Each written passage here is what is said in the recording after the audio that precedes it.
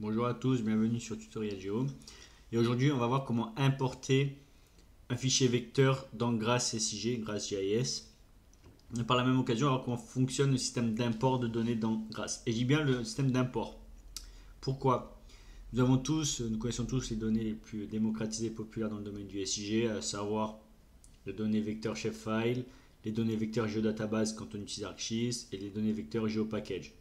Il en existe d'autres, les DWG, DWG et DXF si on utilise des outils DAO type AutoCAD, les outils SVG, les données type SVG vecteur si on les utilise depuis les outils DAO type Illustrator, Photoshop, et les données KML, KMZ qui ont été popularisées par Google. En fait, le KML et KMZ ont été créés par une boîte qui a ensuite été rachetée par Google, pour être vraiment complet. Donc, ce sont des données vecteurs. Donc voilà, il existe une série, et encore il y en existe énormément d'autres, je ne vous cite que les plus populaires. Et bien dans Grass, en fait, ces données-là, vous pouvez les importer dans votre dossier de travail, mais en fait, ça va être une copie des données dans votre dossier de travail, pas au format de données natif que vous avez importé, mais via un autre format de données propre à Grass. D'accord. Donc là, on va en l'occurrence importer un shapefile. Ce shapefile va être importé dans le dossier de travail de Grass, mais pas en shapefile, dans un autre format de données qui fait que ces données-là vont être décorrélées des fichiers shapefile initiaux. D'accord. Donc ça, c'est très très important. Et vous allez avoir une copie de ces fichiers dans votre dossier de travail Grass, un format propre à Grass. D'accord. Donc là, je suis devant Grass. D'accord. Pour importer des données, je vais dans File, Import Vecteur. Alors vous voyez qu'il y a énormément d'options d'import de données vecteurs. Vous avez importé des DXF, des WFS, des données. Alors ça, j'étais étonné, des données issues de MATLAB. Alors MATLAB, hein, pour ceux qui ne savent pas, c'est un outil de modélisation mathématique, mais qui est surtout utilisé dans le professionnel pour faire des simulations et des bandes d'essai. Alors simulation de quoi? Par exemple, simulation de la diffusion de la température dans les murs ou dans un appartement. Et toutes ces données collectées de bandes d'essai sont ensuite intégrées dans MATLAB pour faire du suivi de l'évolution de la température en temps réel dans les murs, etc. Donc c'est très mathématique.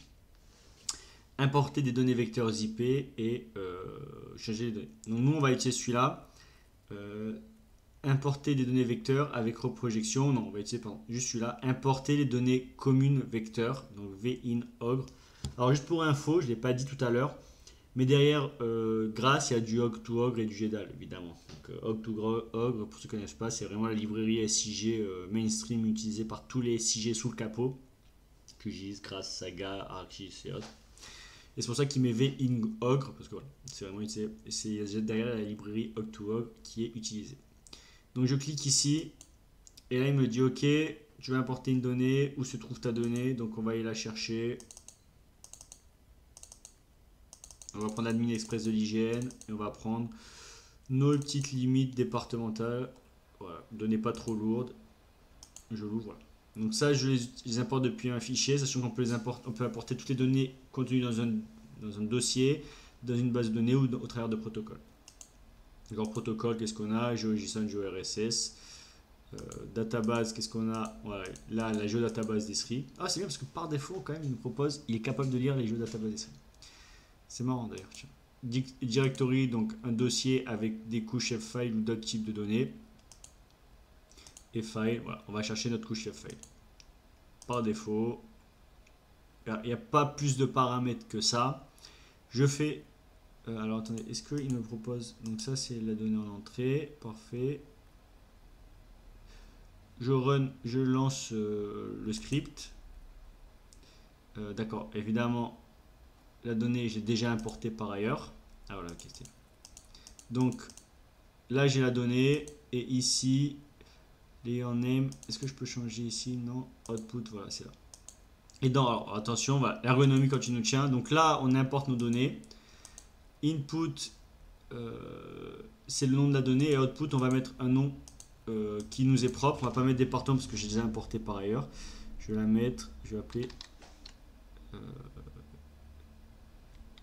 département. On va voir si ça va marcher. 2. Donc je vais au-dessus. Tac. Output département 2. Et là, on a la donnée. On a bien ici input. Voilà. Et là, output, on va mettre département 2. Name for new localization. Voilà, okay. Et là, je lance mon script. Et là, vous voyez, il me l'importe, il me l'importe, il me l'importe. Et voilà. Et donc là, il me l'a importé. Donc attention, je répète, ici, vous avez les fonctionnalités d'import de données. Et dans Output, vous avez les paramètres pour définir le nom de votre couche dans le dossier de travail grâce. Et là, il m'a bien importé la donnée. Donc vous la voyez ici dans mon outil de gestion de couche. Et ça s'affiche dans Layers. Dans Data, vous avez toutes les données inhérentes contenues dans votre dossier de travail, à savoir les données qui sont affichées dans la couche Layer et les autres données. Donc là, on voit qu'il y a la donnée département 2, la donnée département que j'ai importée tout à l'heure. Et dans mon interface de visualisation de données, vous voyez que la couche s'est affichée ici. Et donc, je vois bien ma couche. Ma couche a bien été importée. Ma couche a bien été importée dans Grasse.